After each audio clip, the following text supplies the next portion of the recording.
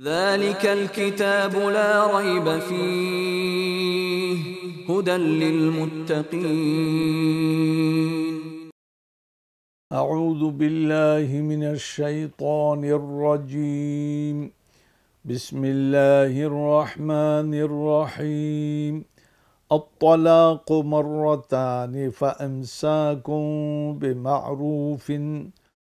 فإمساك بمعروف أو تسريح بإحسان ولا يحل لكم أن تأخذوا مما آتيتموهن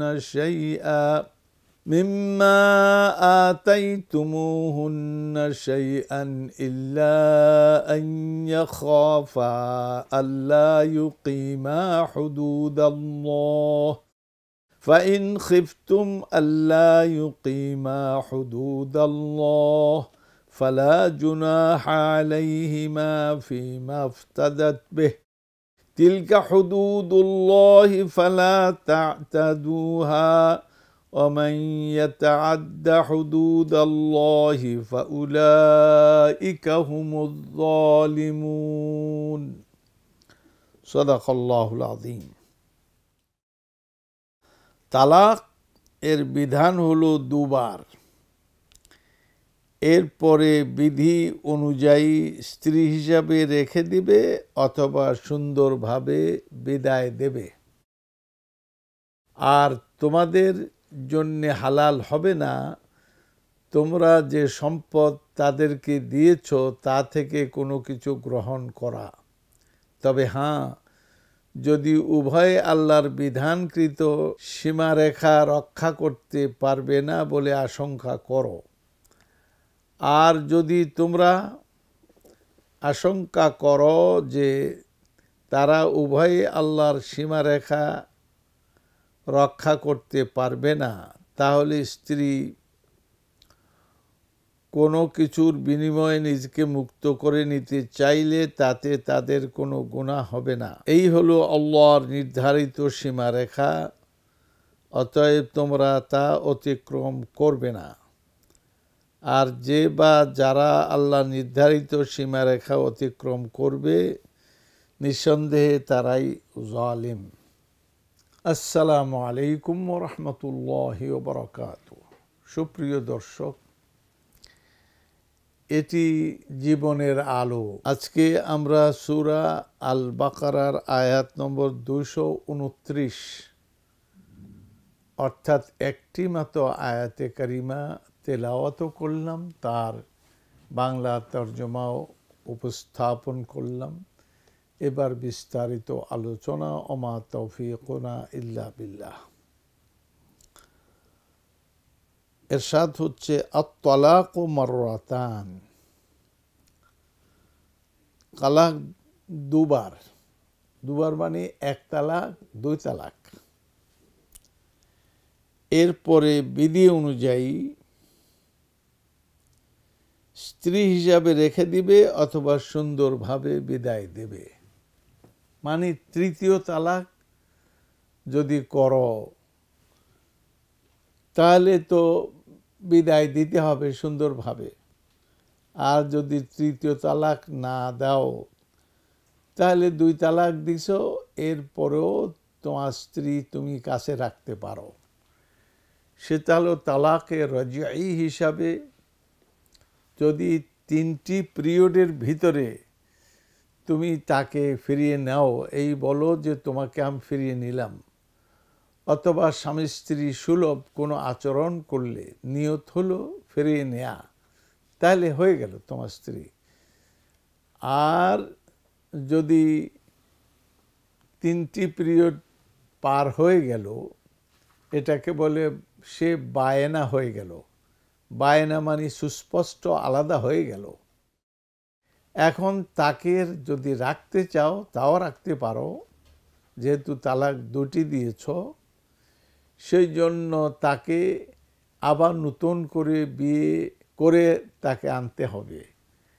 যেমন তার দেনমোহর ঠিক করা, দুজন সাক্ষী থাকা, ইজাব কবুল হওয়া। তো এটা হলো আত-তালাক মাররাতান, এক তালাকও একই অবস্থা, দুই তালাকও একই অবস্থা। বউ হিসেবে এখনো তুমি ফেরত নিতে পারো, তবে পিরিয়ডকালীন হলে তার স্বামী স্ত্রী সুলভ আচরণ অথবা তোমাকে ফেরত নিলাম এই কথা বললেই হবে। এখন পিরিয়ড যদি চলে যায়, তিনটি পিরিয়ড চলে গেল, তাহলে তাকে বিবাহ করে আনতে হবে। এই হলো আত-তালাকু মাররাতান। লা ওয়ালা ইয়াহিল্লু লাকুম আন তাখুযু মিম্মা আতাইতুমুহুন্না শাইআ। আবার তখন এইটা না করো, যা কিছু তুমি তাদেরকে দিয়েছো, তোমরা দিয়েছো, তার থেকে আবার কিছু ফেরত নিবা, এটা আল্লাহ তাআলা বলছেন এটা হালাল হবে না। ইল্লা আন ইয়াখাফা আল্লা ইউকিমা হুদুদাল্লাহ। হ্যাঁ, তবে যদি উভয়ে আল্লাহর বিধানকৃত সীমারেখা রক্ষা করতে, আল্লাহর নির্ধারিত সীমারেখা রক্ষা করতে পারবে না বলে আশঙ্কা করো। আল্লাহ ইকিমা হুদুদ আল্লাহ ফালা জুনাহা আলাইহিমা ফি মাফতাদাত বিহ। এর আর যদি তোমাদের জন্য কোনো গুনাহ হবে না, তাহলে স্ত্রী কোনো কিছুর বিনিময়ে নিজকে মুক্ত করে নিতে চাইলে তাতে তাদের কোনো গুনাহ হবে না। মানে তোমাকে কিছু দিয়ে সে নিজকে, তোমাদের স্বামীদের কিছু দিয়ে নিজকে আলাদা করে ফেললো, তো এটা শরীয়ত অনুমোদিত।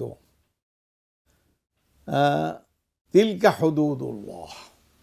এইভাবে স্বামী স্ত্রী এই পারিবারিক জীবন সম্পর্কে এটা আল্লাহ তাআলার সীমারেখা, নির্ধারিত সীমারেখা। ফালা তা'তাদুহা। এখন সীমারেখা তোমরা ডিঙাবে না, সীমারেখাকে অতিক্রম করবে না, আল্লাহ তাআলা সাবধান করেছেন। ওমান ইয়াতাআদ্দা হুদুদাল্লাহ, যে বা যারা আল্লাহর সীমারেখা পার হয়ে যাবে, সীমারেখা মানবে না, রক্ষা করবে না, তাহলে সেখানে বলছেন ফাউলাইকা হুমুজ জালিমুন। তাহলে এইসব লোকেরা হলো জালেম। জালেম মানে জুলমের সংজ্ঞা হলো ওয়াদউল উমুরি ফি গায়রি নিসাবিহা। কোনো জিনিসকে তার নিজের জায়গায় না রেখে যে জায়গায় রাখা যায় না সেখানে রেখে দেয়া, এটার নাম জুলম।